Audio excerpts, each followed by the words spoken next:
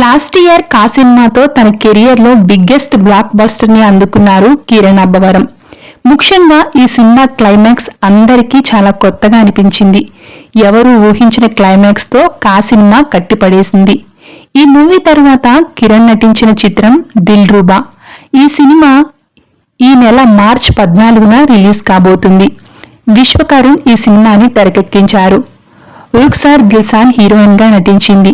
ఇప్పటికే రిలీజ్ అయిన ట్రైలర్, పాటలు అందరినీ బాగా ఆకట్టుకుంటున్నాయి. ముఖ్యంగా కన్నా నీ సంద్రమే అంటూ సాంగ్ అందరినీ బాగా ఆకట్టుకుంది. తాజాగా ఈ సినిమా ప్రమోషన్స్ లో బిజీగా ఉన్నాడు కిరణ్ అబ్బవరం. ఇందులో భాగంగా ఇచ్చిన లేటెస్ట్ ఇంటర్వ్యూలో నటుణ్ణి కాకపోయింటే ఏమయ్యేవాడిని అనేది చెప్పుకొచ్చాడు. దాంతోపాటు పలు విశేషాలు కూడా చెప్పుకున్నారు కిరణ్ అబ్బవరం.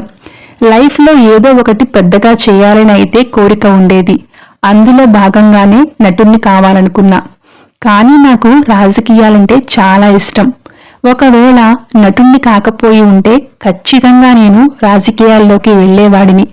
ఎందుకంటే మంచి చెడు అనేది పక్కన పెట్టి ప్రజలతో మమేకం కావడం గొప్ప విషయం. అది నాకు నచ్చుతుంది. అందులోనూ రాయలసీమకి చెందిన వ్యక్తిని కావడంతో చిన్నప్పటి నుంచి పాలిటిక్స్ చాలా దగ్గరగా చూసా. అందుకే నాకు రాజకీయాలపై ఆసక్తి పెరిగిందనుకుంటున్నా అంటూ కిరణ్ చెప్పుకొచ్చారు.